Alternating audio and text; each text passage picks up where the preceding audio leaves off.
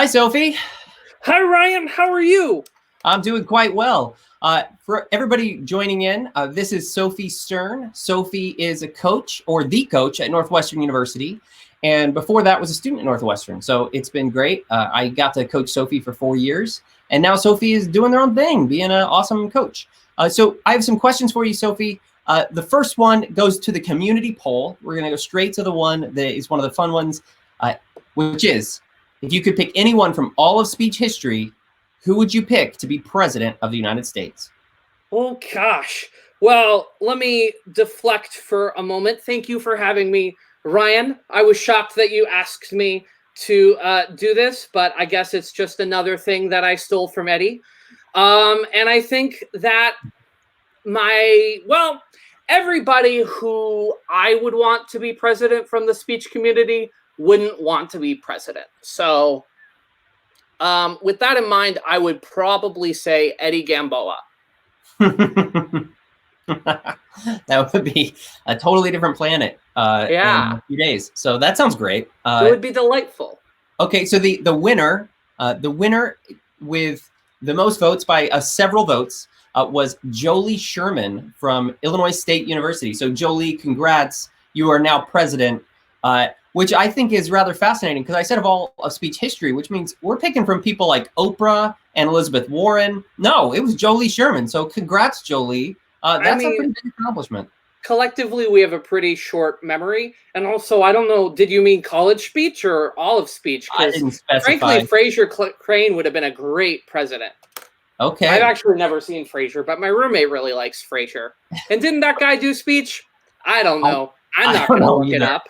Yeah, he's probably one of the people from Bradley from the 80s that you just lose track of, but they're in like 30 different sitcoms. There's a few of those people out there. Another fun one for you that was a community poll one. You probably heard it earlier. If you could be on any team other than your current team, what team would it be on?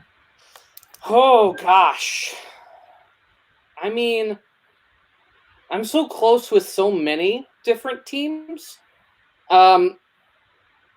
My instinct, though, is to say Arizona State University because I want to fork shit up. Am I allowed to swear? Because I did once swear when I tried to not swear.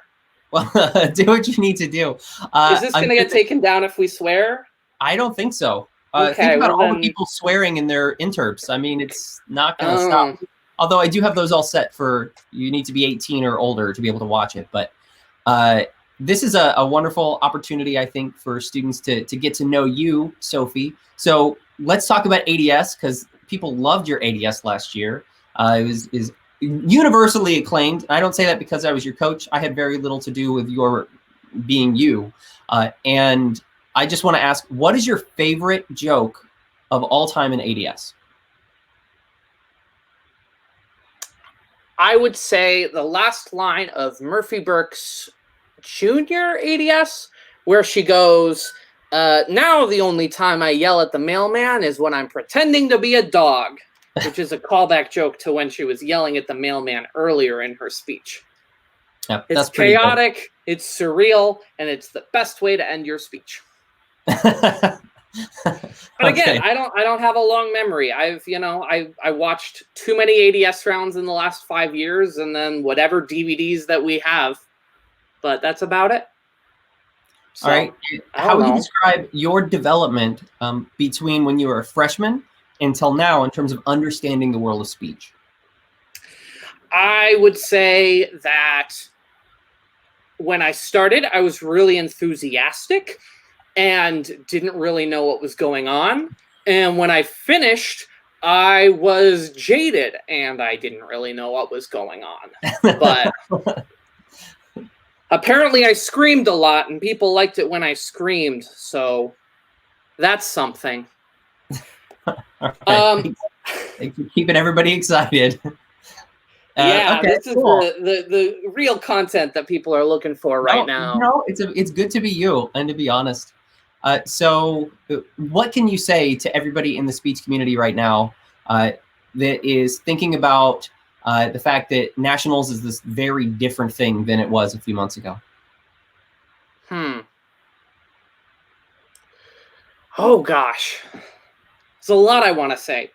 I would say first that know that the value of your speeches was not in the trophies that you achieved.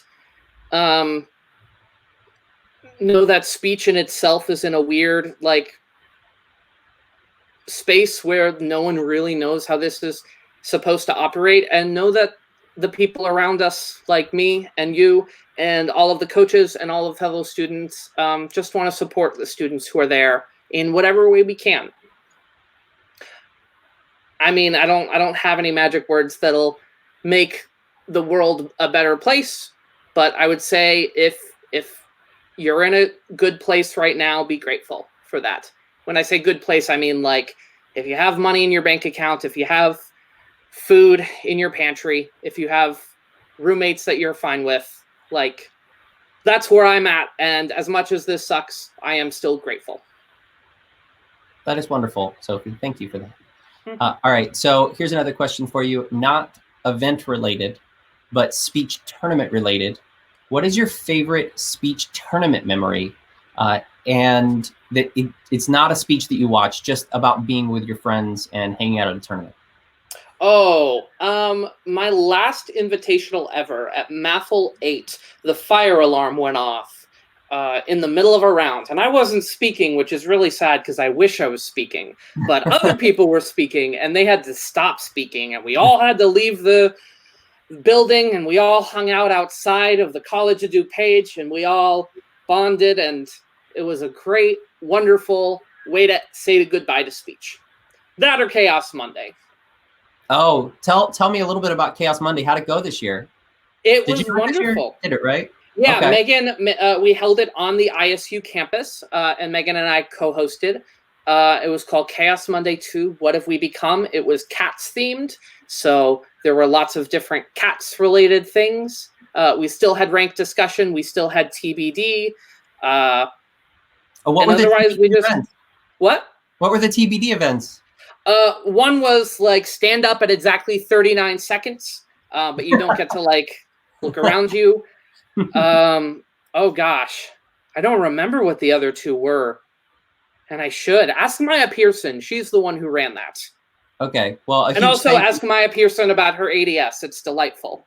And she won't do it to you because she says that my speeches either live in person or die, but you should ask about it because it's a good speech. Yeah, I would love to see it. So my thing to Maya, Justin, Carolina, if you're all watching this, I'm so proud of you. Congrats on graduating and going on to the next step. Sophie, thank you so much for talking to me. Before we go, though, I just want to ask, what is your favorite thing about speech in general?